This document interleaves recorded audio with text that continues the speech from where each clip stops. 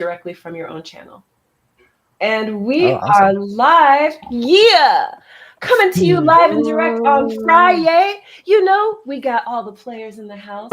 We got myself, Maximilian. We've got Adabody joining us today. We've got God Cloud, Rick the Ruler, and I believe we're going to be joined by Dope Stilo later in today's Nice. episode. But as for right now, my name is Maximilian, and you are chilling with the Onchain Cabal. Oh, yes, we're caballing. We're all talking about blockchain. We're talking about cryptocurrency. We're talking about building communities. We're talking about how to get your comeuppance, how to come up in this game, how to heal maybe after being burned. Oh my God! But it happens to the best of us. It's okay. It doesn't mean there's something wrong with you. And that's why we're here. We talk about these things because ultimately, all ships rise. We want to rise the tide. So that's why we're here talking about all these things. And without further ado, let me introduce myself. My name is Maximilian. I've been in the space since 2021. And hold on a second. I've been in the space since 2021, making NFT art and music. I've been making music my whole life and art my whole life too. I have background in visual art, acting, singing, songwriting, stand-up comedy performance. I really do it all. I really do love it all. And On-Chain is a special place for me because it really gives me ownership of all the art that I create. My background is Hollywood, and I'm used to other people owning what I create and then breaking me off a tiny little minuscule piece that I can't even live off of. And, those days are past. So we're here building something new, and you're invited to build it with us. So my friends are here today joining me, each of us sharing our insights, each of us sharing our experiences, so that you can take the good, avoid some of the bad, and be inspired. Maybe you'll be up on stage with us next time. I'd like to introduce my friend Adabody and let him introduce to you himself. Take it away, Adabody. Hey, what's up, everyone? Glad to be here. My name is Adabody, like an Adabody experience. I'm an audiovisual artist, and what I try to do is bring eyes and ears closer to an altered state of awareness. I've been doing music my whole life, and about close to a decade over now, it's getting there. I've been getting into a lot of visual work, animation, 3D, graphic design, and all whatnot, and just kind of paired them together because as a producer and an instrumentalist, it's kind of the way I like to do with my art is like kind of speak with the music. The animations kind of pair with it to kind of finish the message, and they kind of go hand in hand. So that's the type of art that I like to make. But at the same time, I'm also heavy EDM producer, so I love to have fun when I make music. I'll make memes, I remix things all the time. Recently just did a track Stay Based. It was like, total EDM, just like dance, you know, uh, EDM dance song. So, I like to have fun, but I also like to put out serious work as well. And I have my own production studio. For it's Body Productions, and so I do like video editing, animation, sound design, audio work and whatnot. So we kind of cover it all through that. And I'm an artist, self-employed, and just all throughout Web3 because just like Maximilian, I'm all about ownership and all about, this new wave of how we, you know, put our art into the internet and actually make something from it. But also we're in this new realm of like experimenting with value and bringing that digital value into this, and through different things like gamification and community building. And it's just a fun new world for me, and I'm just all about it. So yeah, I'm just happy to be here. I've been in Web3 since the 2022. I think March is when I started. But yeah, just been kind of grinding along, making a lot of friends, and just having a great time. Woo!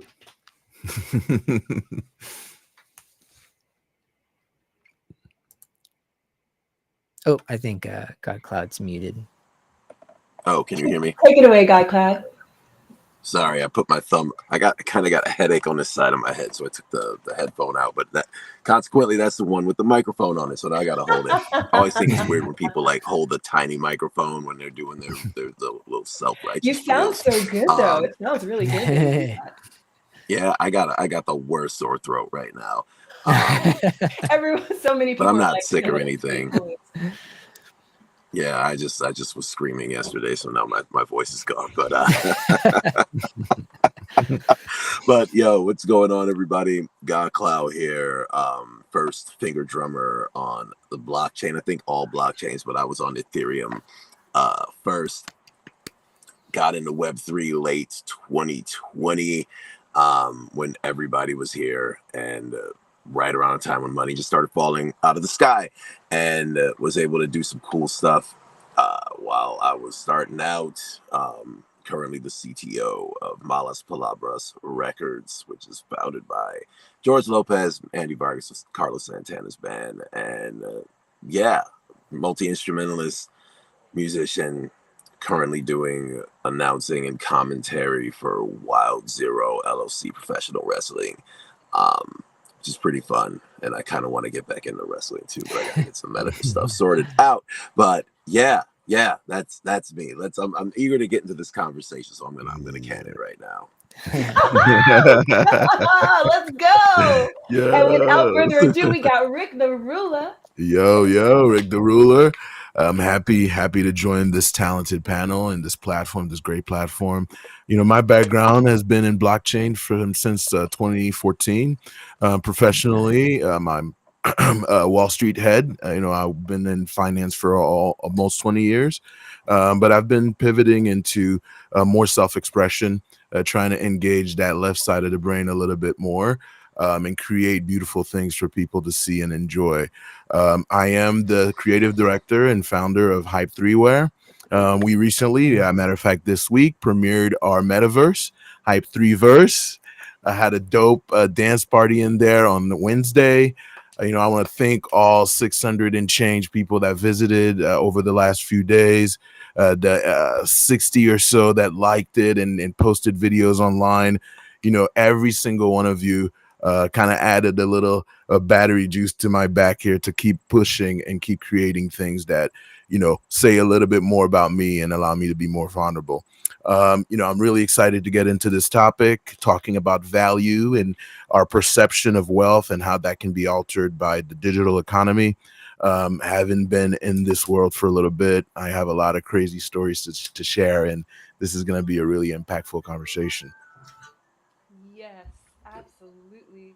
I'm so happy to hear it. And I'm really glad then to have each of you here. I know we each have different experiences and backgrounds. And this is one of the reasons why it's so valuable when we get together with our friends. So I wrote a little intro to get us all on the same page. Here it is. As blockchain technology continues to transform industries, this conversation explores how digital wealth, anonymity, and decentralized systems challenge societal norms. Oh, yes. So it offers both the promise of sustainability, and there are also the challenges that we each face in pioneering in a nascent industry. And I personally definitely can speak to that. Um, I think we all can. So today, we're talking about the allure of digital wealth. In a world where digital assets and cryptocurrencies are booming, wealth is no longer defined solely by physical possessions. So this episode dips into the personal experiences and the psychological impact of digital wealth, exploring how detachment from the tangible value affects human behavior, how this affects our relationships and social status. Specifically, we're going to examine the mental health implications from the highs of newfound wealth to the shockwaves that follow when fortunes crash and stocks plummet, through the candid commentary and personal stories that each of us can share. We can reveal the lighter side of the dark seductiveness of crypto, because it's definitely seductive, and there is a lighter side. So we're going to talk about all this today. And to jump off, I've got this question, and I'm going to start with Rick the Ruler. So the question is, how has your perception of wealth changed since you started dealing with digital assets? Can you share a personal story if you'd like? Also, this is up to you if you'd like to share a personal story where digital wealth significantly altered your own behavior, or you observed altered behavior as a result of some digital wealth opportunities. Go for it, Rick. Great, great, great. So yeah, as I read over that question and thought about it and processed it, one of the things I thought about is the desensitizing effect of engaging the digital economy, right? Coming from a background where discipline around resources makes or breaks you, right? Wall Street is a lot about discipline. And, once you have analyzed information and you have data, you try to make data driven decisions. But when I started dealing with the digital economy, it was a little bit of a journey into myself, into my emotional relationship with resources and breaking it. Interestingly, when I started buying things that were digital and were not tactile, there was no way to touch it ever. I started looking at money differently. I went a ham a little bit, right? 2021, 2022, money flew out of my pocket for JPEGs like it was, like I didn't earn it. I'll put it that way. And I built a portfolio of things that I loved and things that I saw potential in. And very differently from Wall Street, I couldn't be disciplined. I found myself loving these things to an extent that was a little bit unhealthy. And it took a little while to walk myself back emotionally, where I could see it as, how am I going to extract value? And more importantly, how does this add value to my life while I'm holding it? And I think that's when I kind of started walking back from the plank. But it was really interesting how, after honing in on these disciplines and this data driven mindset, something could disrupt me that way. I think it was a little discovery into how vulnerable I can be emotionally to things I really love. So it Mm, has forced me to analyze almost everything that I possess now, right? Where I think a little bit differently. Like, am I too emotionally attached to this thing? And you can see it in my home office. My wife the other day told me, my home office is a lot more organized than it ever was, because I let go things a little bit easier now. So that, I guess, that's on the positive side. But on the negative side, I struggle now a little bit with detaching emotionally from things I take my time to curate and own. I hope that makes sense. It's kind of like exposing this battle internally between, I love this thing and it means something to me, versus this thing brings value and I could extract it if I need it. Right. And it's kind of caused that duality to constantly be battling within me. Like, which one is the right one? Something that didn't really quite exist prior. And I had seen large amounts of money. Right. So it wasn't really like, man, this was new. I had felt this before, but there was a key element that was different. And it was that I couldn't get myself to be as disciplined. So I think that's one of the things I'd love to explore, is, why is it that the digital economy taps into this visceral emotional thing within us, right? And what does that all mean? yes, what does it all mean? And I have a follow-up question now. I'm curious, what is it? Was there a specific event that inspired you to reevaluate and begin walking backward on that plank? Yeah, that's a good question. Rug pulls. Oh, Those things hit different. And they force you to kind of reevaluate a little bit, and it doesn't happen immediately, right? You're kind of in this state of euphoria where, even when prices fluctuate, at least I was able to kind of keep my eyes on why I bought this thing or why I was part of this community. But when the bear really hit and vibes were not immaculate, right? They were down, and everyone in Discord was a little, what's the word I'm looking for? Sensitive, like really easily triggered. that's Um, totally not the word I thought you were going to say. I'm being somewhat political because I want people to hear me and not be turned off, because Right. we've all been there, right? We've all been that weird guy in Discord that's no matter what someone says, you feel negatively about what just happened. And you don't want anyone talking you back on that. Like, no, it's bad, right? But, but yeah, like I had a situation in which I bought like I won't mention the project, but it was pretty expensive to buy into the community, and pretty quickly thereafter, prices dropped, and a lot of people left the community. Certain promises that were made were not fulfilled. Realistic expectations were not set. You guys know the drill. But that impact caused me to stop for a second and reevaluate. Like, look, dude, that was probably a couple months of income. What does that mean? What are you doing? Right? And yeah, Damn, that hurt. Like that hurt my wallet. Just yeah, hearing you say that. yeah, yeah. Now I'm it's real. It's real. And when you've had success in the digital realm, it gets even more dangerous, right? Because now you're like, well, this has worked out well for me before. And this is a guy that's had many 20X's. I am not complaining. Crypto's been great to me. Blockchain's been amazing. But those emotional lows are really tough because you never really had something you can hold, right? Sometimes if you buy a car and it depreciates overnight or it gets in a wreck, you had that thing, you sat in it, you felt the leather, you felt the steering wheel, the wind blew at you when you drove down the wheel, exactly like God Cloud's eloquently showing us right here, right? There's some things that even if you lose it, it can't be taken away. With digital assets, yes, you can still see it, but everything associated with why you bought it, the community's vibes, the potential for this thing, they get a little bit, they get impacted, they get, convoluted a bit, and now you're left with something that no one is seeing value in anymore, and that's tough. Emotionally, that's tough. Yeah, for sure. Adabody, God Cloud, would you like to share anything that's Yeah, inspired you? yeah, absolutely. And it's funny because this car here came from crypto. Um, and one thing that I always tried to do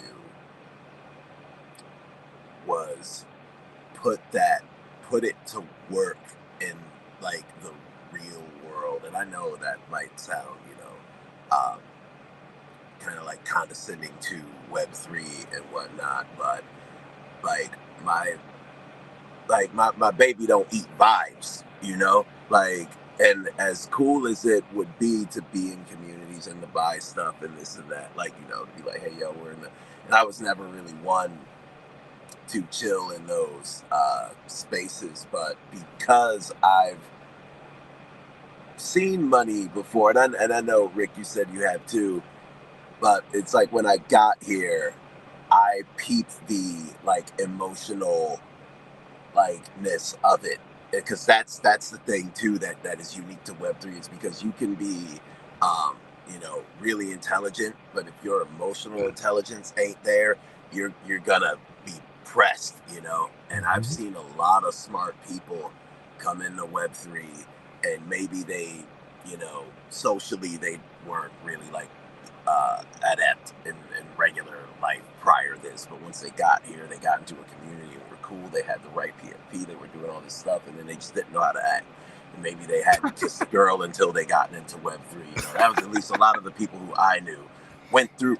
I saw them like go through this shit of being like the, kind of like the ugly duck turned into the swan, and now they're hot shit. I've gone from ugly duck to swan back to ugly duck to swan. Like, I've done it. So when I got here, I started peeping that early on, and I had to check myself. I'm like, damn, it's like, dude, this is that. Like, don't get caught up. Don't buy into the hype too much.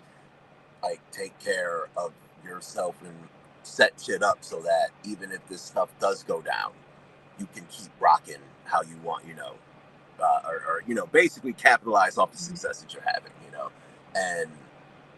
and yeah, and I think because I kind of caught that early with myself, I didn't get rugged as bad as a lot of people. And don't get me wrong, I have, there's been some freaking rug pulls, but I think it only took one for me to be like, I'm never letting this shit happen again. I'm like, hell no.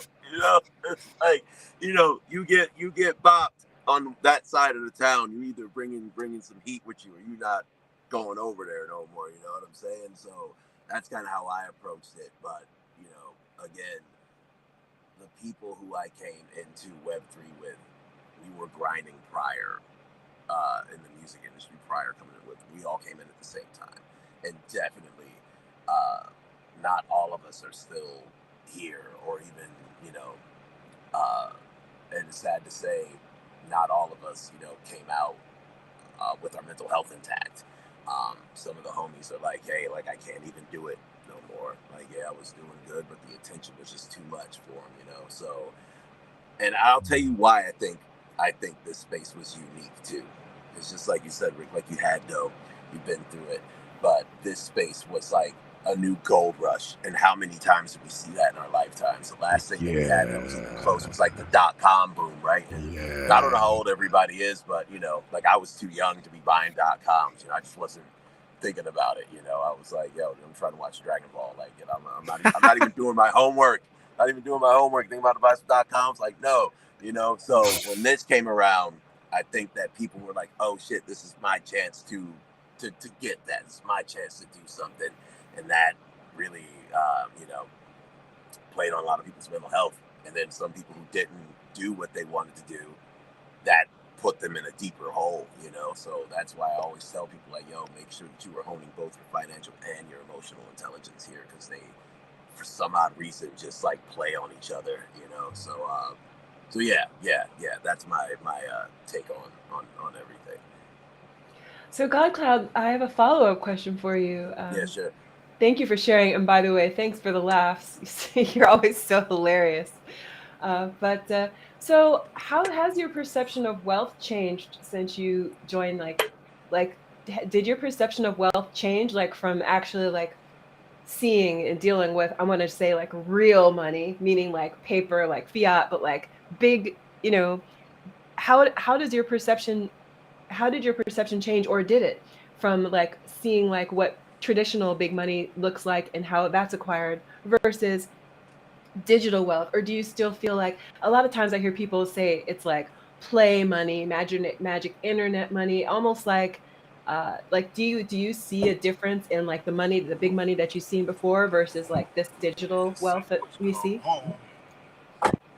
You know what? No, I don't have a different perception of wealth, like, because in reality, it's all made up, man. It's all made up. Like, money isn't real. I mean, it's real and you can touch it, but, like I was talking to my dad, and I'm like, when I get like big money, I'm going to Japan and I'm gonna try to buy this Yard Rat edition Goku from this dude. It's only one. I'm like, I will pay whatever it costs. Like, I don't care if the dude's like, yo, I need $1 million for it. Like, dude, here. And my dad's like, what? Just make another one. I'm like, you can't just make, like, no, So to me, that is wealth. That person who has that, to me, he's the wealthiest person on the freaking planet, because he's got the 1 of 200 Yard Rat Gokus that came out when they did the Broly movie back in like 96, I think, or something like that, maybe 92. So yeah, it's all about perception. And that's what, the idea of wealth is to me. It's always been about perception. So you could say what you want about crypto, being this. It's essentially just numbers. Like, I look at just like a bank account as legitimate as a crypto account. The only thing is that the crypto space is super volatile. So no, perception of wealth hasn't changed, because it's all made up. It's all made up. Doesn't make sense. I mean, it makes sense, but it's all bullshit. Love it. Adibody, what are your thoughts and insights on this topic? Do you want me to reframe, or are you good to jump in? I could just jump in. But if you want to reset the room, we could do that too. Only if you need it. If you don't need it, take it away. Okay, yeah, I'll take it away. For me, I'll probably just start off with what crypto has done to my perception of wealth, and probably the biggest thing is to really just show that it's all just different mechanisms or symbols for resources. Just like God Cloud was saying, it's like, crypto is how I got this car. So to me, it's just like owning land. It's just like owning something that's liquidable, and also it's, to me especially, I feel like it's it's opened me up to consider other things more, for wealth as well. Whereas before, there's like, obviously, like, you have your assets and whatnot, and financial assets that you could count. But the biggest thing for me is just always been just gaining my capital, my fiat, and that was the biggest thing. But this exposed me to like really alternative methods or alternative forms of wealth. And so I feel like I've been a lot more savvy with that and attaining those different ways. And it's caused me to like branch out in many ways. I think if anything, it's something that I really like because it's something I see a lot inside of my son, because he's a big avid like Fortnite player, and he's all into the digital realm, and I see so much of what he sees in the value of like anything digital, because I make everything that I do is digital. And so like for the longest time, especially like with music, right? We could have it on an album, but then as everything started going more towards streaming, it just ended up becoming more and more like meta. And so the same thing could be said even with like the digital work that like the digital visual work that I do. It's all like in that, and untouchable realm. And so to have the ability to quantify the value of those things, which, like God Cloud was saying, there's no real way to, that's all based on what we decide is valuable and whatnot. But again, in doing that, it's caused me to be like smarter in thinking about just the idea of value, right? And so I'm no longer thinking of a specific goal of like I need to get so much, like making six figures or whatnot. My is like resources and like how to attain value in what I am and attain value in the things that I'm interested in, and especially things that could be like in a founding position, because I feel like the gold rush in the gold boom, there's so many things being developed and they're in their early stages, and there's so many ways to get burned, but there's so many ways to 20x, and it's made me a lot more alert to those types of things, because I feel like just like, we've heard, Paper Buddha talked about it a lot. He says, the weed industry changed, when it first was like a certain way. And then once the big corporate came in, it kind of changed and it turned into its new thing, a different thing. So I feel like right now we're in this great time where it's going to change and different things are going to happen, especially when there's mass adoption. But there's so many amazing things to get into, but it all with proper precaution. But I just all see it as like just gaining ground, gaining. I will say, to me, I do see a bit more value in crypto than I do in fiat. I see fiat more as just like a means to an end. But if I'm rooting for anything, it's just so much easier to work with crypto. And it's like, especially internationally, and to be able to, more or less like the whole thing of having not just control over my work and my art and be able to like do that, but having control over my assets. It's just been a huge thing for me. But I see so much like value in the digital world. I think inherently because I work so much in like digital space, it's always been like a frustration of mine of like why, people can see a value in like the physical thing, but then not something that's like digital that took just as much time and just as much expertise, but just in a different way. And so to me, I've been really enjoying it, but it's the at the end of the day, it's like it's like, what's the meaning to life? Or what is music, right? or what is value, and it's all at the end of the day what we decide it is, right? And so I think that's the fun that's all in this, and it really feels like, I wouldn't say the wild wild west. It's not like we're repeating history, but like it rhymes and it's fun as hell. And but it's wild. Yes, it is. It's definitely wild. Well, for myself, my perception of wealth definitely has changed, and I think it's expanded, and that's definitely a good thing. I have a high appreciation for these volatile markets, and I know that some people might say that it's a bug, not a feature, but I feel like the superpower is leveraging every bug to a feature. There is something to be said about being able to leverage the volatility of something. There's something to be said about knowing something that is a limited time offer, right? These short experiences where the on ramp to getting in and getting out is short, those are interesting and fun. I think that the biggest way that dealing with digital assets has changed the way that I perceive wealth is that I'm I see more intangible value being exchanged. And this is something that I think is really highly interesting. Here's a case in point. It's also one of my what I consider a failed project. At least it was a failure to me, right? It wasn't one of my projects, but it was a project that I bought into, right? So, speaking to the personal story where digital wealth changed my behavior or relationships, here's mine. So there are these artists that I knew they were in the space. I wouldn't say they were friends of mine, but they were definitely like around and in the space. They were around every day for several months, so I felt comfortable and I felt compelled to buy one of their tokens when they released their project. Especially because now I won't say any names, but one of the artists was somebody who I personally really liked, and when I ran into him in person during Art Basel, he was like, "Oh yeah," he's like, "I've been wanting to talk with you about joining this project."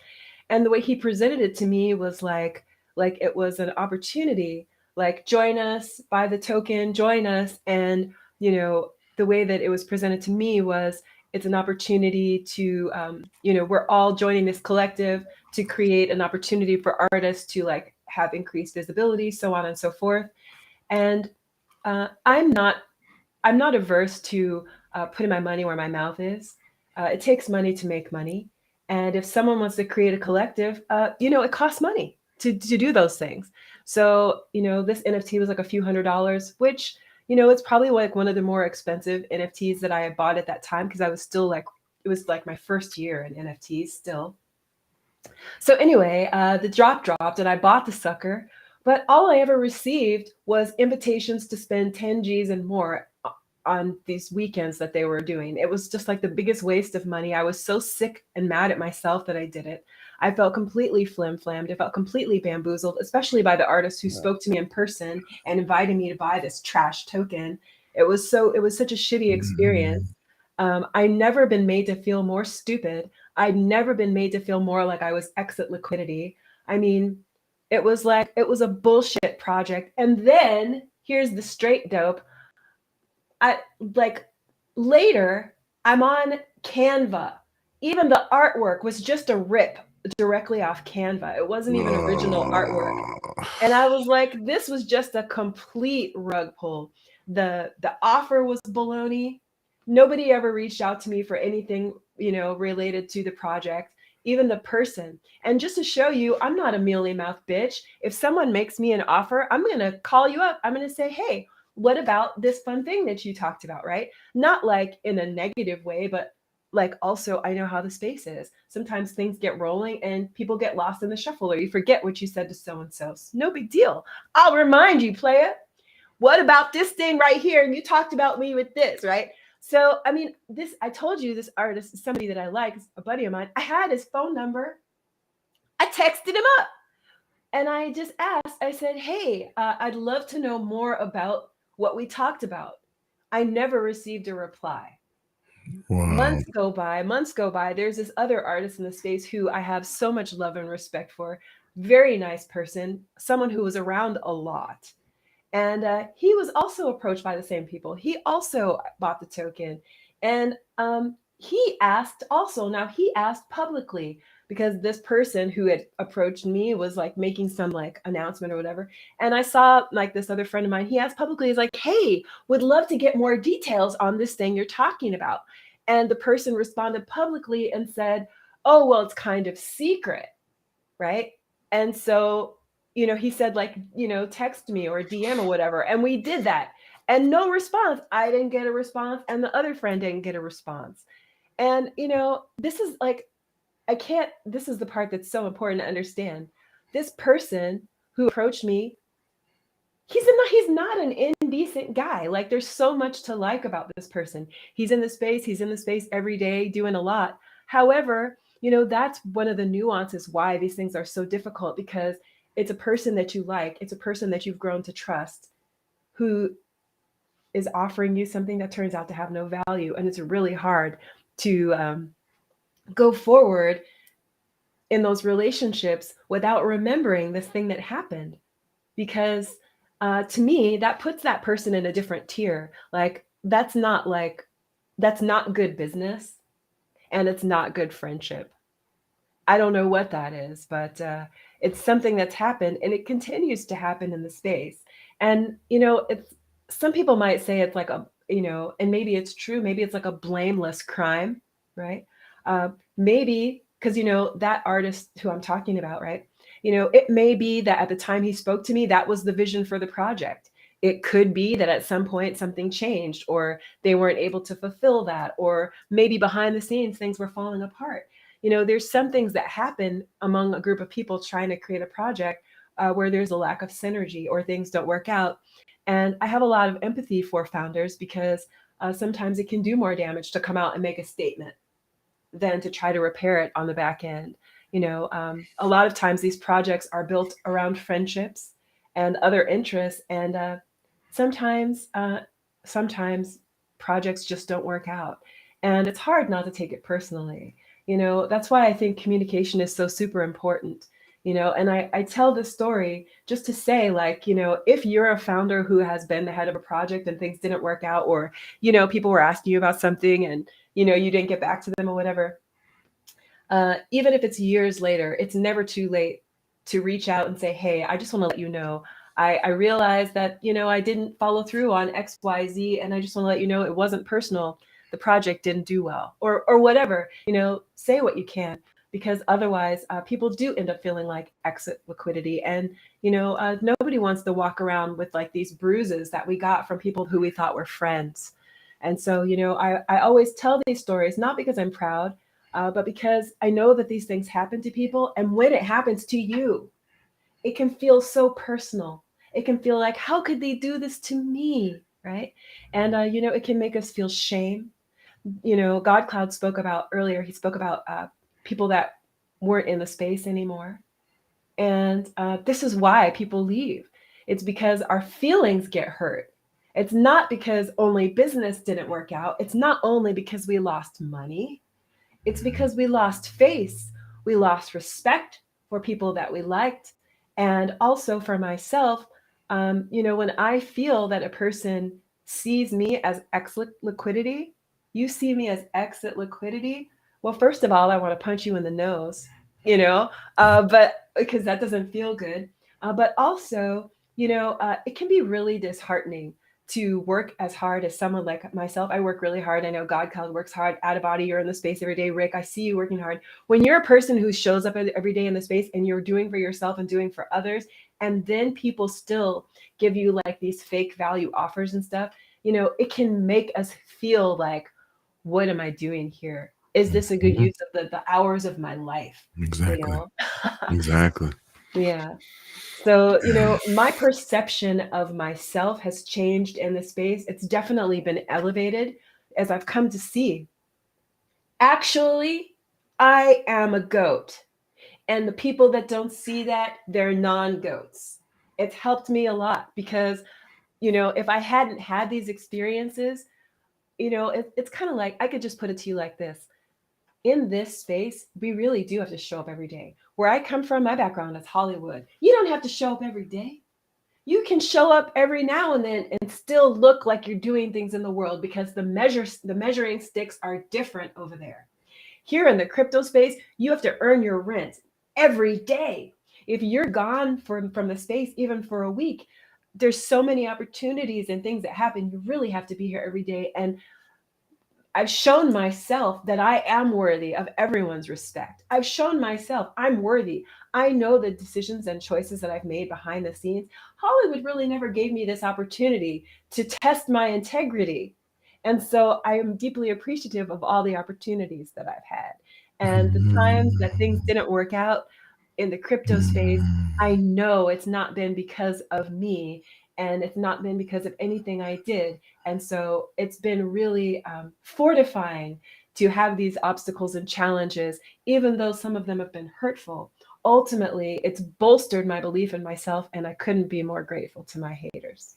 No. Nice, nice. Beautifully said. Beautifully said. 100%. Yeah.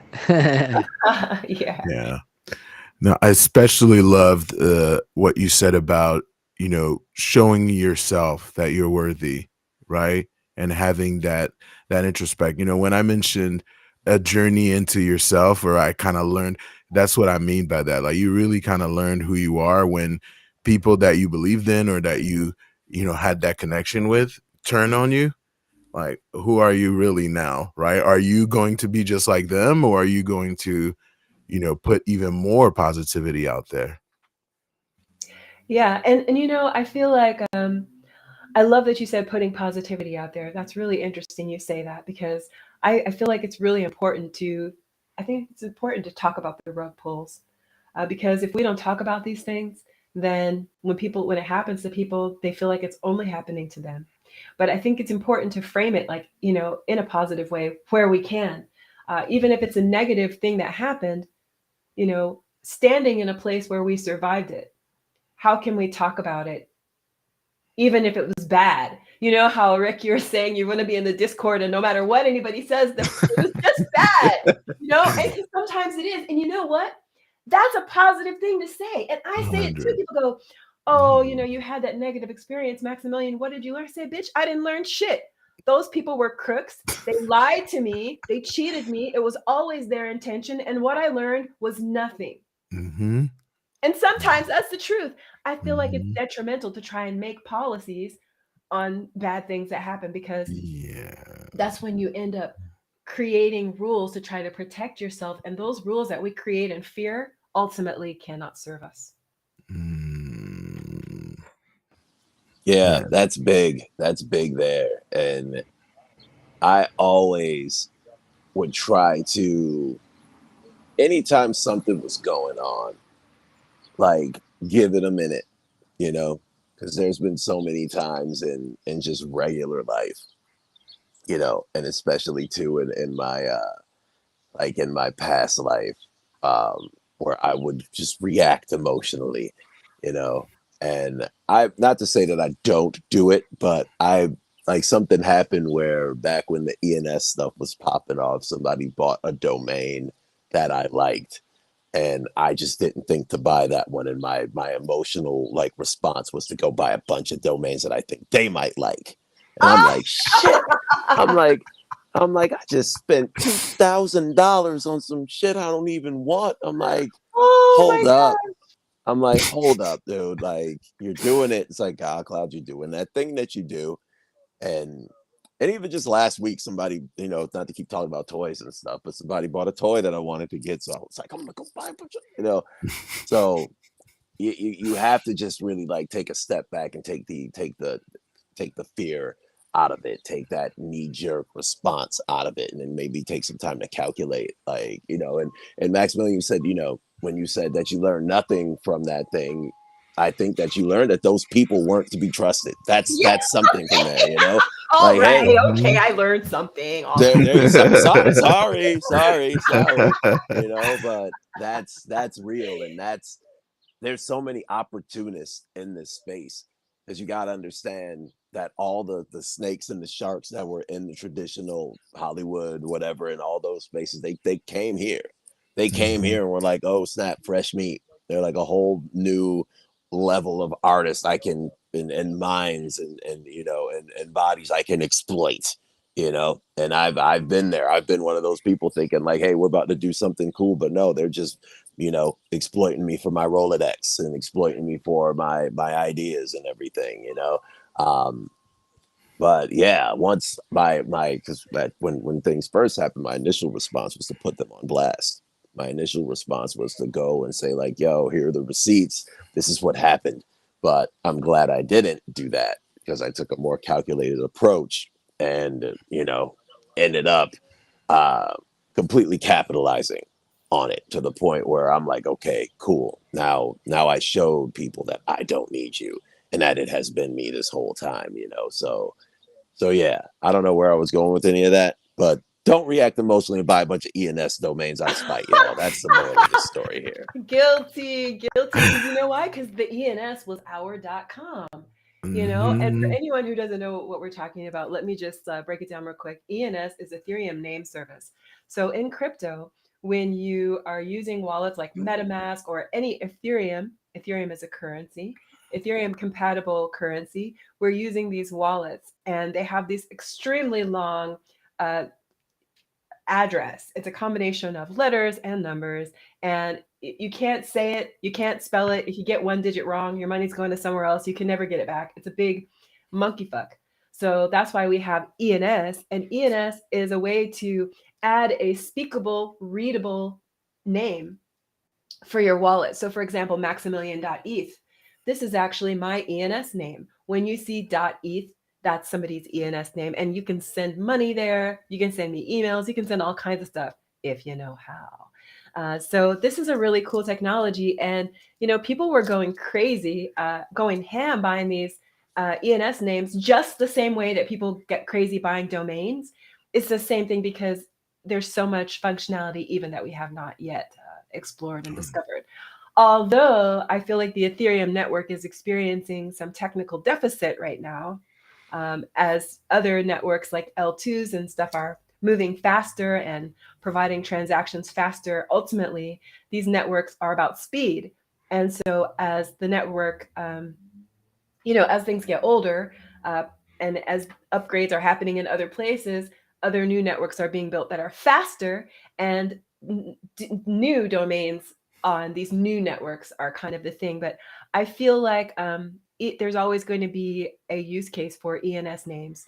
So I still feel like go ham, you know, but you know, like maybe have like some reasons for using them personally, might be the thing, because for a while people were buying ENS names and they were selling them, and there was like something like Shark Tank where people were buying a bunch of ENS names and they were going on Twitter and then like pitching them and selling them. People were buying them.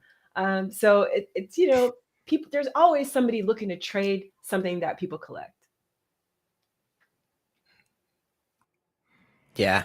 No, it's funny because what I get into, because I start thinking about what's this going to look like hundreds of years from now, and how there's just going to be such a detailed history of the internet, you know. And right now, it seems like we got so many things uploaded to the internet, but it's still so much in its infancy. And so, to me, it's like it's an incredible thing because we have it all documented, and it's like I wonder how long it's going to take generations to go by it and look at all of our trial and error and be able to see what caught on and what didn't. And again, it's such a deeply psychological thing too. I think in learning that, and we're going to learn so much about ourselves. And yeah, no, and to me, there's like things like that's like another side of the value to this all, and to the value of the digital realm. It's so like psychological. It's like a pure like extracted form of a psychological venture. So there's so much to learn about it like that. So Mhm. I'm so obsessed with God Cloud's daughter. She's such a gorgeous little cutie. So creative too. I love she likes to take pictures and stuff like that. She's just so adorable, God Cloud. I don't know how you ever get any work done. I just be playing with my kid all day long if I were you. You know what? I don't. That's the thing.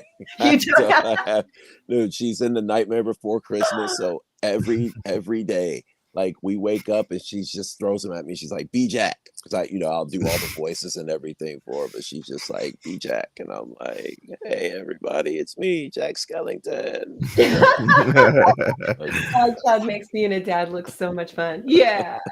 So sweet, so sweet. So, speaking Awesome. of ENS, like, so that was my first, just for everyone, that was my first big airdrop. That was my first, like, oh gosh, the crypto money is real. Because I bought some ENS names, like, to use for myself. I didn't know that there was such a thing as airdrops. I didn't know about any of this. And then one day I go on Twitter and everyone's screaming and everyone's showing their screenshots of all their money. And I was like, wait, I got some ENS names too. And I was like, I was just, I was just, it was unexpected. I guess other people knew that was coming. I didn't know. I would have got way more ENS names if I had known. But then, because I was hype on the sauce, I was hype on the juice, and I didn't understand yet. It was one of my first lessons in crypto. When you get that airdrop, some people are going to disagree with me, but when you get that airdrop, you want to capitalize on some of those gains. You want to maybe take some of that, and translate it into a more stable currency. I didn't know that. And so I wish that I had transferred more money into a different currency, but seeing the ENS value go from $86 per coin, and like today it's, hi, gorgeous. Today it's only $20 per coin. It's like, I just looked right now, it's like $20. But that day I got the airdrop, it was like $86 a token. And so that brings me to this next question. So the next question is, describe an experience where the volatility of digital currency affected your mental state. What did you learn from this roller coaster? What I learned is when you get the airdrop, immediately transfer an amount that's appropriate for you into a stable coin. Coin. Do it immediately. Don't sleep Mhm. on it. Don't wait overnight. Don't wait an hour. Do it immediately. And if you don't know enough, talk with a friend who knows better. Talk with 3 friends who know better. Figure it out and do that, because I didn't do that, and I could have maintained a lot more of my wealth if I'd had a better strategy in place. But the truth is, I didn't know I was going to get an airdrop, and so I didn't really understand all the things to do. So that's one thing I learned, number one. And the second thing is the volatility. How did it affect my mental state? I'm going to tell you, when I saw all the money that I had made, I was like, oh my gosh. Coming from, like I told you, coming from Hollywood, and I'm a lifetime artist, I'm a lifetime professional artist.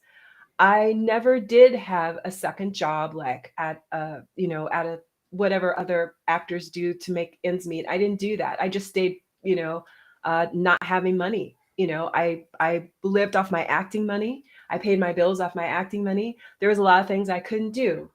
It was a sacrifice I made. I didn't want to have a second job.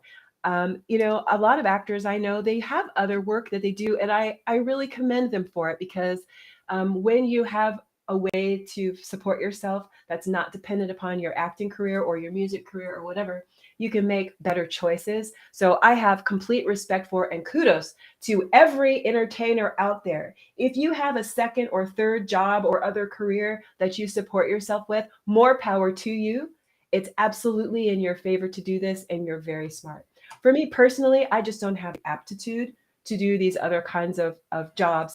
I get into a position, and I get alacritous about it, and it just takes over. So for me, it was really important to only do art jobs. Otherwise, I would end up being the CEO of like an underwear company or something that has nothing to do with my passion. Just because once I get installed somewhere, I involve myself. And so knowing this about my unique personality, I couldn't, have that same stability that some of my other friends enjoy. And again, more power to you, right? But I say all this to say that having a huge chunk of money like that is something that I'm used to, because as an actor, like I told you, I didn't get a regular check. My checks that I did get were really big. So it helped me, because it helped me learn, like, I'm great about like budgeting. I can take It's on the Glorilla song. What up, Glorilla? She said, I can teach finesse. I can make that dough scratch. I'm really good at making that dough scratch, right? So when I saw that huge amount of money in my wallet, I literally started reprogramming myself. I said, Maximilian, you'll never be poor again. You'll never not have money again because you have enough now that you can take this and invest it and you can do X, Y, and Z. And so I had to really start reminding myself, and this is an opportunity that I can rinse and repeat. It's when I learned that these opportunities in crypto are real. And it's when I learned that it's about choosing the sustainable project. So, like ENS is a sustainable project. There's utility and all these good things about it. But it really opened my eyes and showed me I really can make money here. So even though, I had that heartbreak of seeing like the dollar value going lower and lower and lower, that was really crazy. But ultimately I learned the power of crypto and that something really can 150x and more. And it's totally worth spending time here. Mm. Make Yeah, that bread. ENS was wild. The ENS was wild, and you know what was funny is that I was not paying attention. I don't know if you remember Light God, Darian. Yeah, he's the one who told me about it, and he's like, because everybody was laughing at me when I got godcloud.eth. I had, she's right here. Sorry, like baby right here. But I had I could not, for whatever reason, buy crypto. I think it was just because of how things were in New York State at the time. And when I sold my first finger drumming NFT, I made 25 bucks, right? And then I used that to get set up on OpenSea because they had that little initialization fee, right? And I just, couldn't pay it. So once I did that, I dropped a few more NFTs, and then I made like I think around like $200 or something like that, maybe more. Did some other stuff, ended up with about like 400 bucks. And once I got that, I heard about the naming service, and I was like, you know what? I don't know when I'm going to sell some NFTs again. So let me just put all of this into buying however long I can get godcloud.eth for. Let me do this. So I put the money down and paid for godcloud.eth for like 25 years or something stupid like that, right? And everybody said like, oh, well, why'd you do that? Because in 10 years, this or that's going to happen. I'm like, I don't understand what you're saying. I don't care. I'm going to have this for forever. And then come the airdrop, everybody's talking shit about like, oh, you bought it for so long and blah, blah, blah, blah. But then Darian's like, dude, didn't you buy godcloud.eth for like 20 years or something crazy that's like that? I'm like, yeah. He's like, well, depending on how long you have it, that's how they're rewarding you. So off that one ENS, I ended up getting like 400 something, almost 500 ENS tokens. And when he told me it was at the top, and man, shit, I was relatively new to airdrops and all that type of stuff, So when I saw that, I was like, I ain't leaving nothing to chance. I was not playing that. I wasn't even playing with no stable coin. I was like, cash it off, like cash it off. I'm like, about to put this to work. But yeah, that ENS airdrop was wild. And there were a few more. I'm trying to think of the other ones that I had got into a little after that, because I really wanted to make sure that I put stuff in place to, make things keep happening. I'm blanking on the other airdrops right now, but yeah, just seeing all that stuff happen. I see your outfit. It is beautiful, honey. I love it. She wants me to check out her outfit, but You're the yeah, best dad ever. Are you a dad?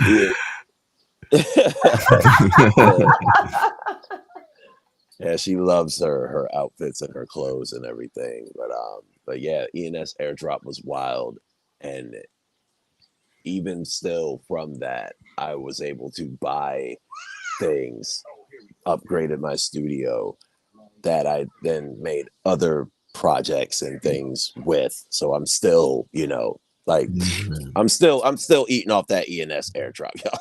That's what's Here we up. go play, but yeah, this is, and And just the fact that that could happen really showed me like the initial application of crypto is inherently boring. It's transparency, it's provenance. Like, okay, that's kind of cool. But the assets and the activities that you attach to it, that's the magic.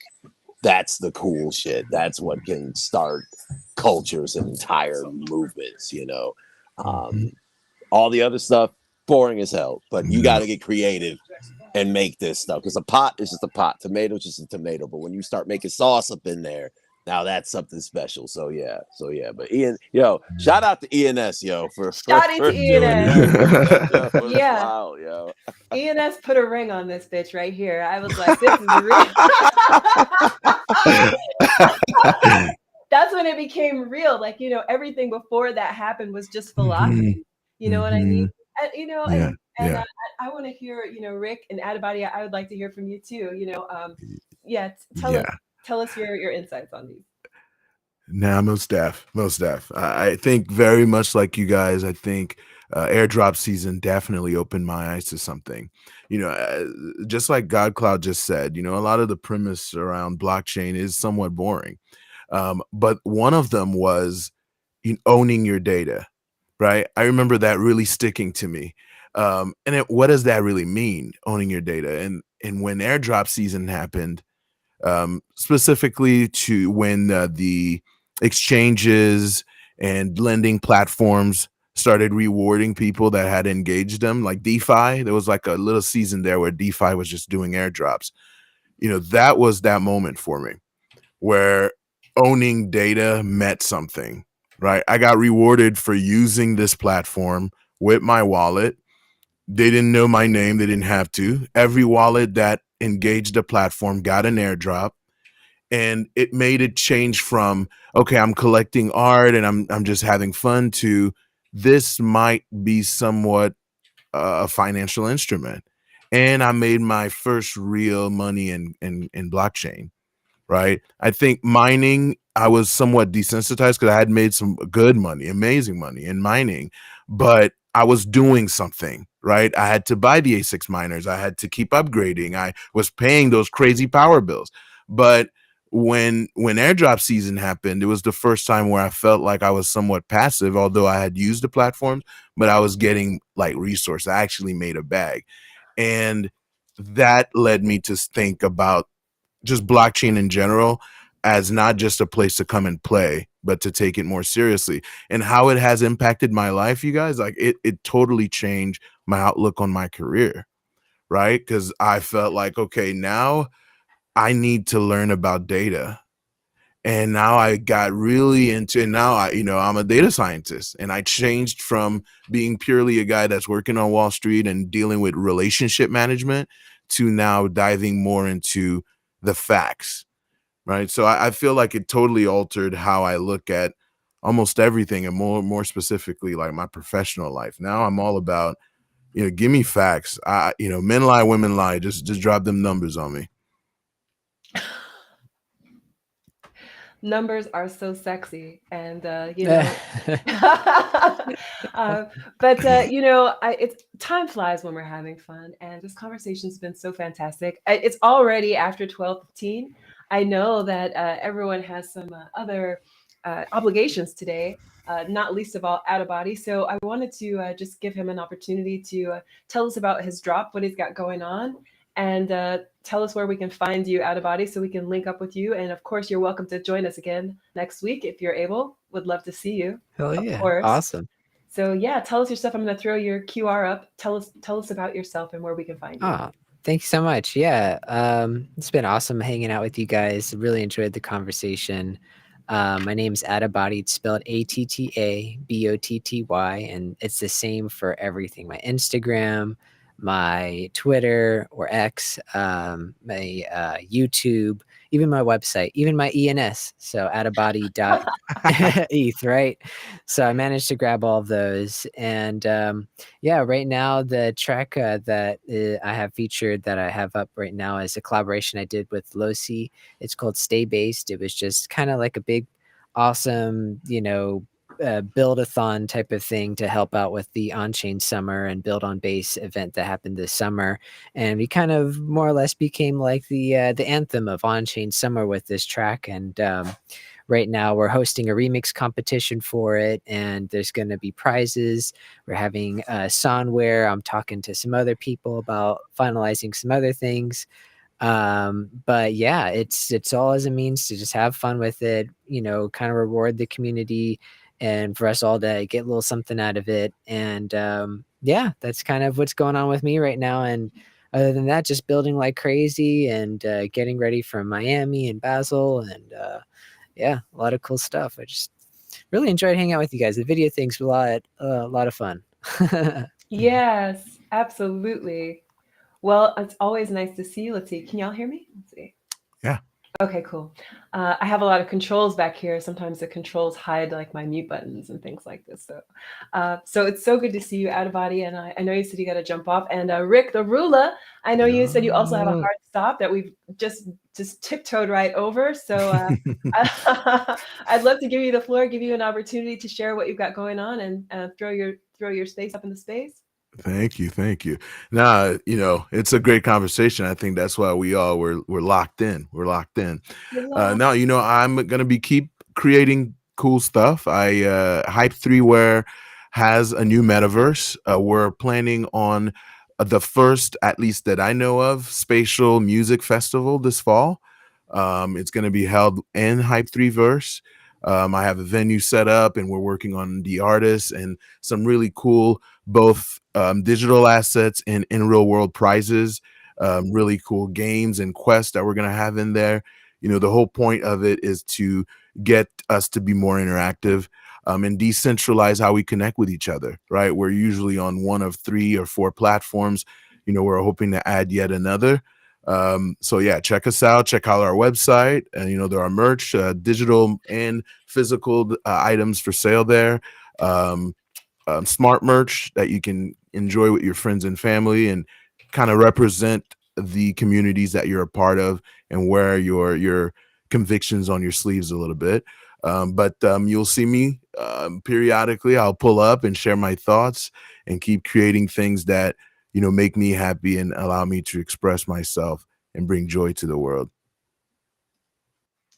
Amazing. Oh, Rick, you're so amazing. And shout out to Dope Stilo for introducing us. I'm so grateful to have you in my world, to be a part of yours. And I want to encourage everyone to definitely connect with Rick, and definitely spend some time there, because 100%.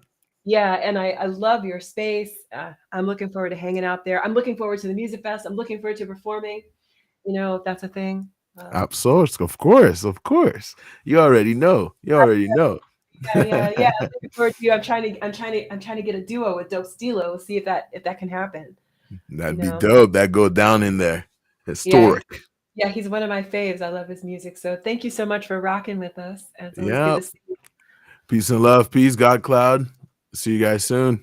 see you soon. Later. Peace. Yeah. Now that Yo, all of our yo. nice friends have left, we can get to the. Talk some shit. Now we can Yeah. but yeah, I would love to hear your insights. I definitely I'm curious, because I know you've had some shifts in your interactions, based on like how we measure status and how you've seen other people measure status. And so I would love to know your insights on this.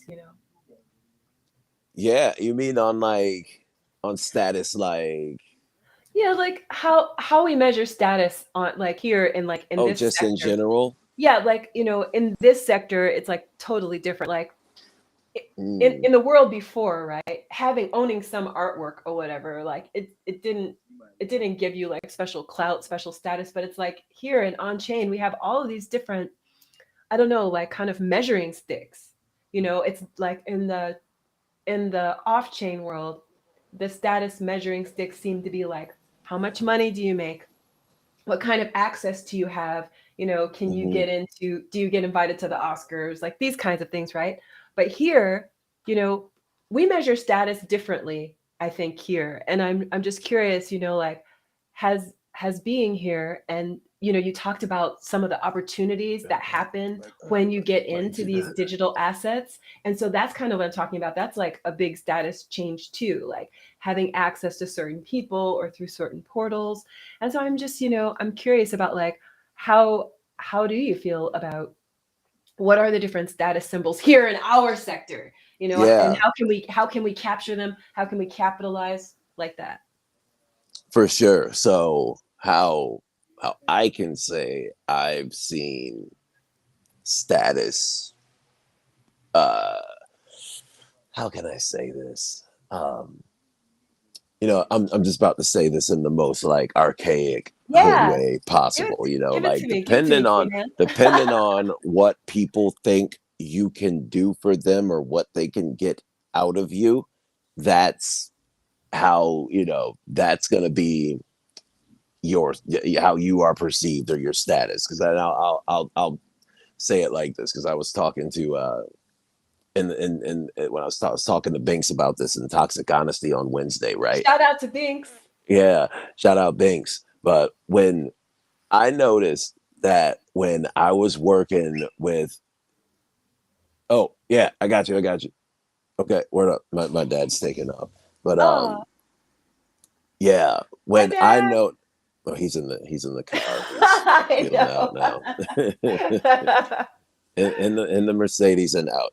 But but yeah, like I noticed that when I was working with, like early on anyway, when I was working with the Hollywood cat, right? Uh-huh. People were on my dick because they thought that, oh, maybe I can get, some Hollywoodness too. And I noticed that it would kind of be this thing of, and it's funny because he was doing that with me too, but with the NFT artist, like because Mm, he knew out, that I was chilling with the creme de la creme of the Web3 folks. mm. So he's hoping like, hey, well, maybe. Well, we just lost God Cloud, but I think he'll be back. I hope. Yeah. In the meantime, let me give a shout out to my friends Hexadized and Board Osaka. Thank you so much for rocking with us. Yes, fiat definitely is grocery money. That is so funny. So true. That's where we cash out to the grocery money. Facts. So thank you for rocking with us. And I don't know if we're going to get God Cloud back there. That would be really nice if that happens. I'm going to keep an eye out. But in the meantime, let me just say thank you so much for spending time with my friends and I today. You've been rolling with the On-Chain Cabal. We are caballing, talking about everything on-chain. Today we get into the psychological effects of digital wealth. We get into how digital wealth affects our relationships and our expectations, how we've seen digital wealth affect our behavior and the behavior of people around us. I think these are important things to discuss as there are nuances of being an on chain artist and being an on chain developer. There are nuances in this space that I don't see exist anywhere else. I think it's important to talk about them so that people don't get caught off guard, so that you can be prepared mentally. Here is my brother God Cloud. So you can be prepared mentally and financially for the opportunities and the obstacles before you. Just as you're about to get into the spiciness. Yeah, right. My phone died.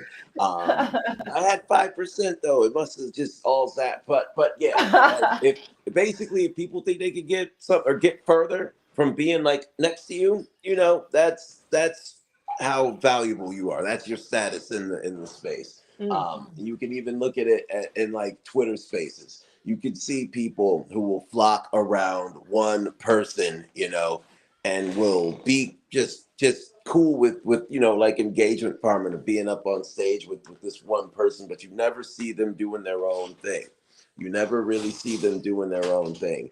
And if they're not with that person, they jump to the next person who they think they can get some adjacent clout, by from. And that's how I think we really look at that's how we define status here. I feel like, because I Oh yeah. know people who have had money and everything, but it's like, okay, cool, but when they think like, oh wait, they've got money and they are buying NFTs, oh great, that's something else, because they're like, oh, maybe I can sell them something, and now they're just kind of just staying around the person just because they think they might be able to get something from them. But that's what I really think defines the status here, and that's why I really tried to. I noticed when I pulled away from that agency that I was working with, I saw who stopped fucking with me. I saw that, you know, Mm. and that's why I ride so hard, you know, for y'all, for the people who still rock with me, you know, just because I'm not, you know, dealing with this particular person anymore, who everybody thinks like, oh, well, maybe he'll have me be the artist for the next big celebrity project. You know what I'm saying? Um, that I'm still here doing my thing. I think that I'm cool as fuck, you know. You 'Cause are. I am. I'm like, yo, Oh, you are. I was cool as fuck before I got into fucking crypto. Like, That's yo, right. like real shit. Like, you know, I used to be a fucking gangster. So like some Web3 nerds ain't shaking me. Right. Right. As loud as we want to be, not it's not anything near like what it's not anywhere near like the the intensity of these other situations for sure. Yeah, 1,000%. So yeah, you know, and it's sad that even like talent, I don't even think it's like talent that defines status here. And Ooh, that is so true. yeah, it's not even like, oh yeah, homie's dope at this. Like, oh yeah, I want to be, you know, I want to hang out with them. It's like, do they have an opportunity that's on the horizon? Oh, they do. Well, I'm shit. I'm chilling with them. We're best friends. Like, oh yeah, they're so great. You don't Oh like yeah. so and so? Like, oh, there's something wrong with you because they're the best. And it's like, but you like you weren't saying this the other day. You weren't supporting them prior. So how are you? You know what I mean? So I don't Mm. know that the meat riding is wild here. It's wild. It's fucking crazy. You know, it is, and it's but you know, it's the same thing from this is like the same Hollywood thing. It's like, you know, oh, what do you do? Oh, you're how can I be down? And Hmm.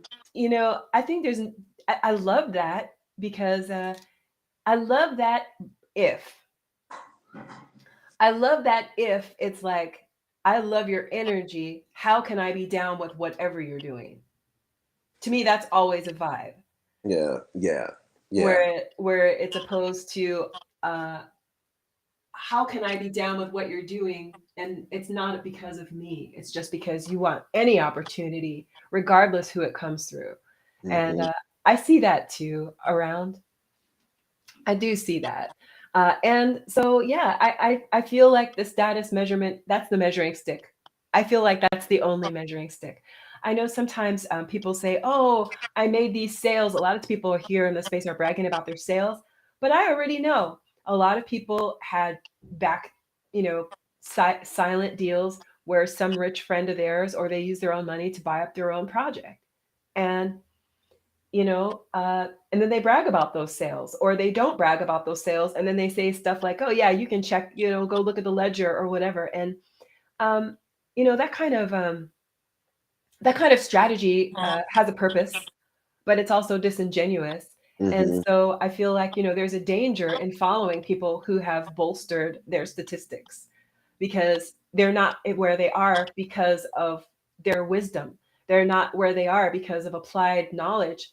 They're there because of something manufactured. And then you have these people who have a lot to lose or a lot to gain. Artists who have their whole talent and their whole livelihood, and they're looking for advice from people who manufacture their success. And that's really quite dangerous.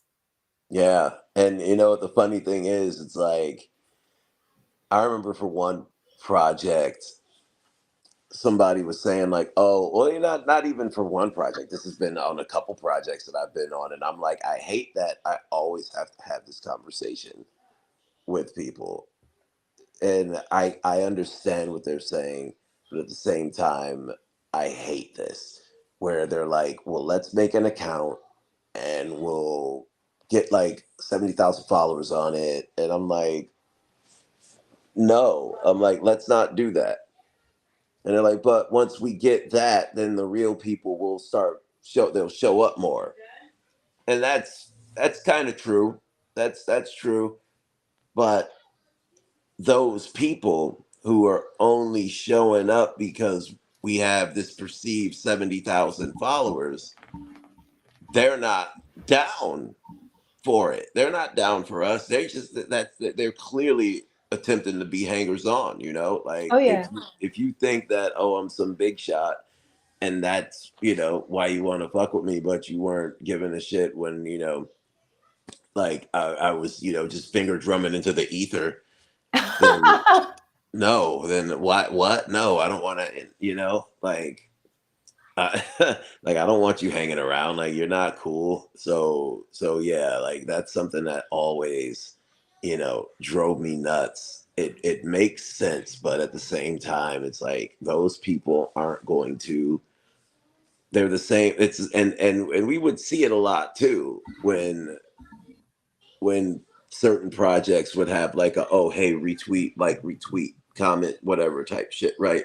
And they get a ton of those, but when the mint happens, what happens? They don't sell They out. don't sell. They Yeah. don't sell out, so it's like, so why even go through the trouble of paying some clown to give us these fake followers so we can Mm. get a bunch of other real clowns to follow us, and then they don't support, and I don't pay for promo. I don't. I just refuse to. And maybe I'd have more write-ups if I did, but I'm like, I want people to want to write about me because I'm doing something interesting, or because I've struck a chord some way, shape, or form that they're like, yo, we need to freaking, yo, this motherfucker need an article written about him. Like, I feel that way about you, God Cloud. thank you, I appreciate that, and that's what and that's what I try to. That's why I always tell people too, like, yo, I can tell a motherfucker who didn't become cool until they got to Web3. I'm like, I can tell you ain't kissed no girls, homie. Like you ain't kissed no girls, bro. Like, Well, like there's like I feel like there's a certain level of confidence that a person has to have in order to really be a visionary or to be a tastemaker, a thought leader. And, there's a certain level of confidence that you have to point to a person who nobody knows and say, this is a bad motherfucker right here. You need to look at this person. You need to listen to them. I bought their stuff and check them out. Like you have to really have confidence because otherwise, you know, uh, I guess basically it's like people are also, people love to be credited with putting people on the map, right? But the yeah. kind of people who love that credit are people who are really passionate about the music or about the art or whatever. So Mhm. if there's a person who's not genuinely passionate about the art that we're making, they're never going to be that advocate to say, hey, you've got to discover this artist that I'm showing you. So there is like a level of passion. But I just wanted to say, just touching on what you said about people's motivation. Uh, I'm all about leveraging, right? Take the bug and leverage it into a feature, right? Uh, Oh sure, yeah. right. People who are, because knowing that someone is transactionally motivated, that's fine. Let me make a transaction that interests you. You know, that's Sure, why, yeah. right? That's why we have things like Zeely and like some of these like web like on-chain opportunities where someone can follow your Twitter, retweet. They can do all those actions that are meaningful to you and they can get something in return and it's totally transparent. They know if I go through all these steps, I'm going to get a free God Cloud thing or whatever. And I feel like that's a good thing about the space. That's like a positive spin on recognizing that most people are incentivized by what they can personally gain. Here's one. So this October, spooky month, spooky season. This October, I'm doing some really great features. I want to feature you too, God Cloud, because you're so perfect for this. But I'm doing a feature, all of the artists who um, touch the dark places in my heart, those tender dark places. I want to highlight everybody. But you know what I learned? I did a little test. So here's some Galfa.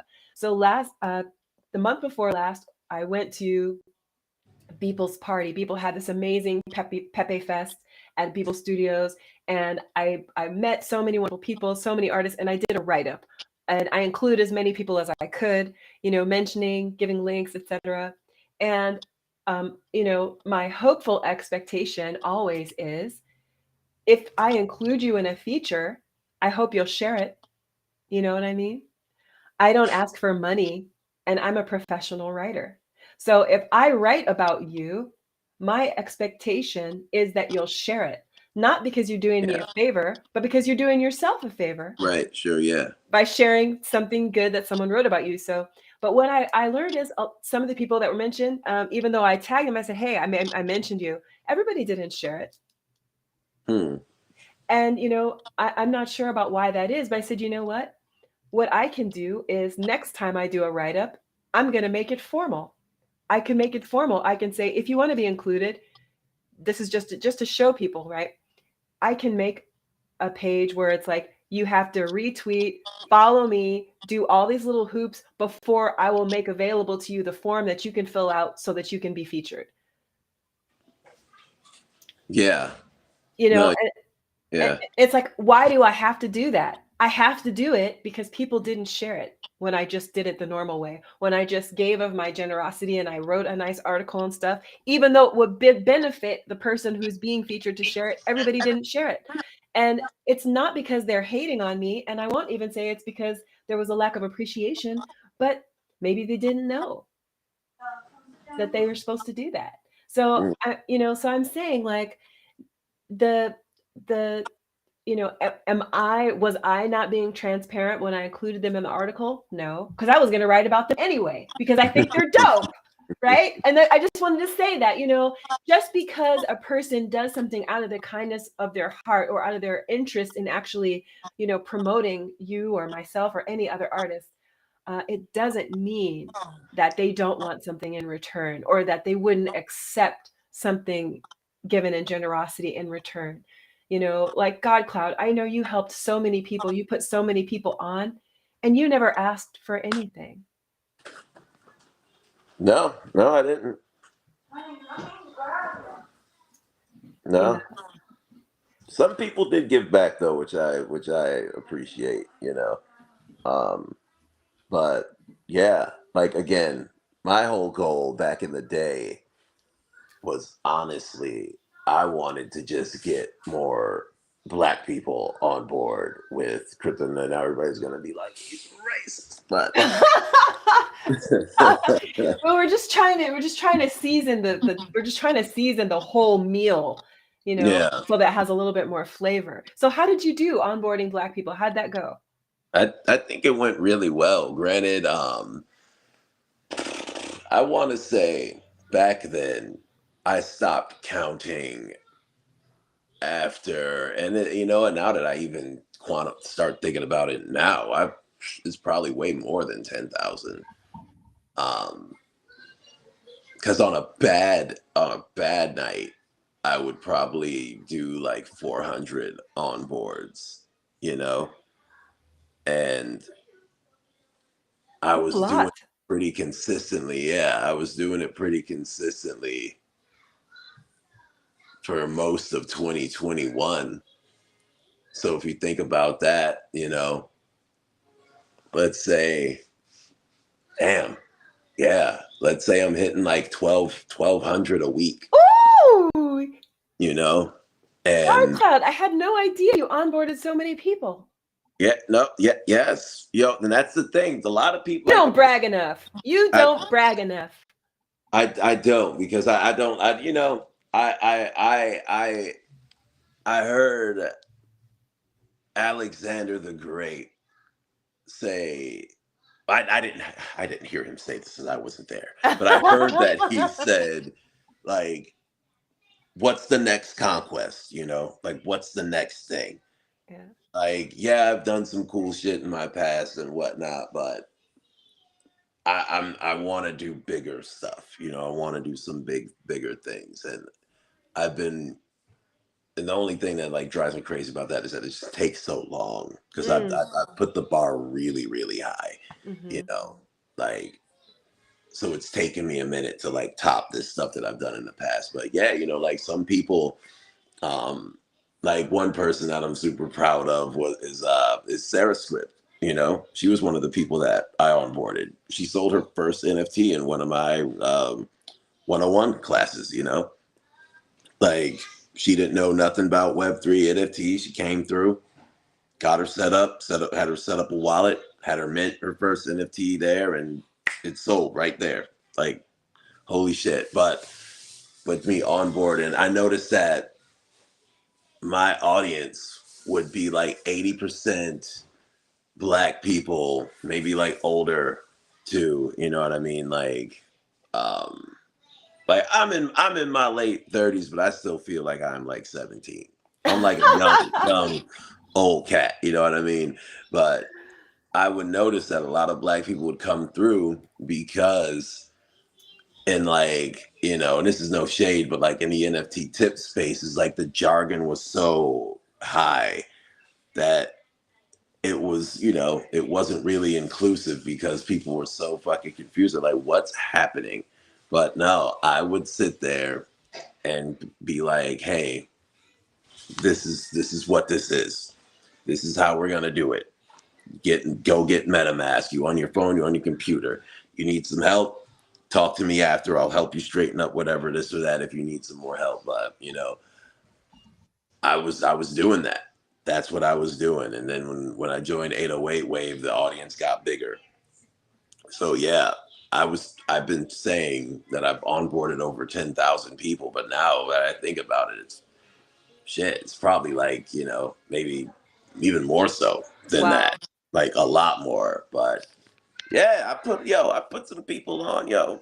I consider myself very much of like a forefather to this generation that we've got going on. Absolutely. You know, even with the music shit. Like, come on now.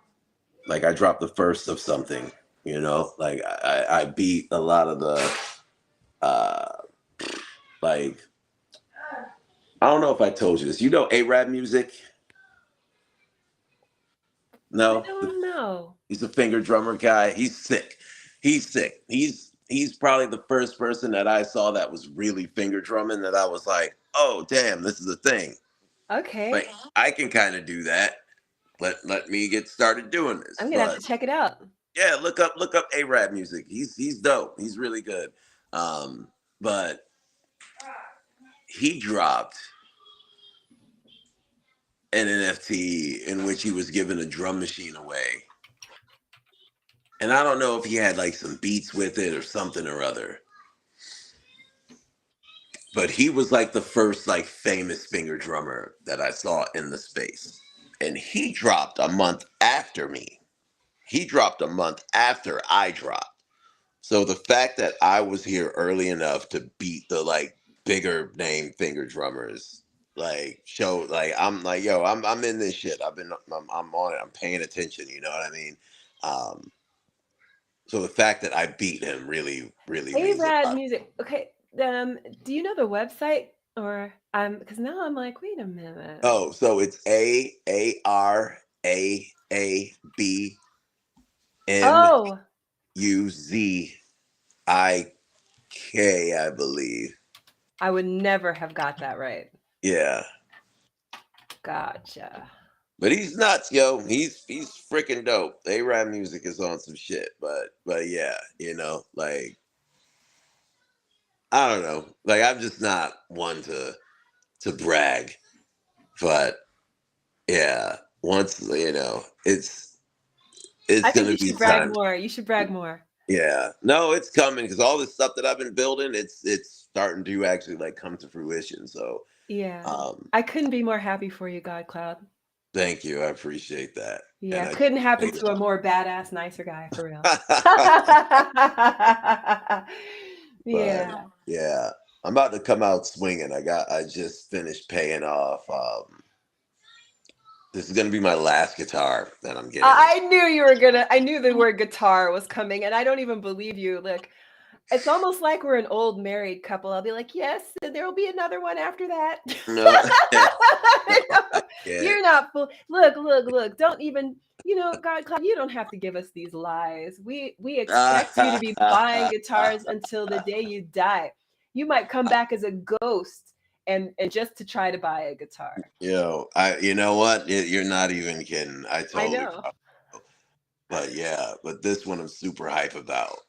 And this is gonna be like my biggest like flex as far as like custom guitars, bro. Well, I'm excited. I can't wait for all the videos with you and the new baby. Oh hell yeah, hell yeah. I think I'm 6 months out.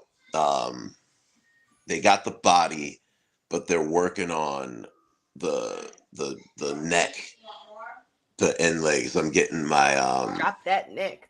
hold on. Mm. As I'm getting this put in Mm. the I'm getting that in the neck. Ooh, Yeah. nice. So it's taking a minute. I'm gonna dive over shit. This is the tattoo Sabette made for me. That is so killer. Oh my gosh. Yeah. So I'm That getting that in guitar there. is gonna be so sweet. Sheesh.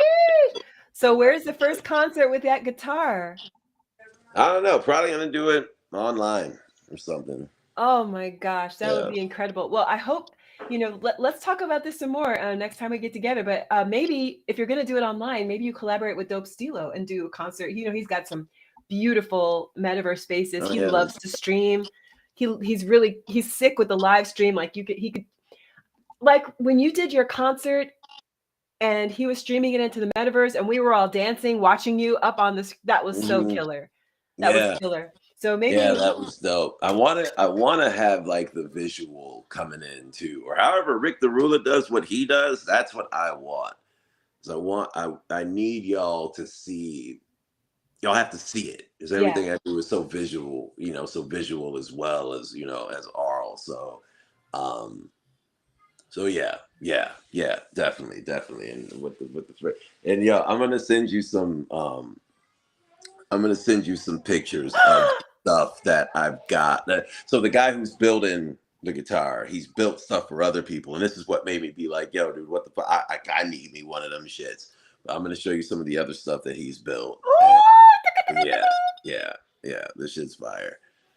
Oh, I'm so excited. Well, God, Cloud, I better let you go. And I just want to say thank you so much for rocking with me. You know, you're my favorite. And I just love any time I get to share with you. What do you got going on this week? Is there anything that we should look out for? Yeah, the drip drop. This one is, oh, this is cool. So I'm doing all commons this time. So usually, they have varying, increasing degrees of rarity, right? So I'm doing three that are just gonna go out to all 15,000 of my subscribers. Congratulations on Everybody's 15,000 subscribers. thanks. Oh, I didn't really have anything to do with it. They did it. I don't know how that works, but thanks. But yeah. So I'm putting out all commons today. So if you're my subscriber, everybody's getting three joints. So three finger drumming videos. But I am gonna take a minute to make some more content because I want to make some more stuff. So I just haven't. I've been so busy, I haven't yet. But yeah. So that's coming. What else? What else? That's it. I'm blanking. I'm freaking tired. I don't know if you can tell. I'm like so tired right now. Oh no. Well, I gotta let you rest up. Well, thank you for rocking with me as always. Friends, we are caballing. See you next week, everyone. Take care. Later. Peace. Peace.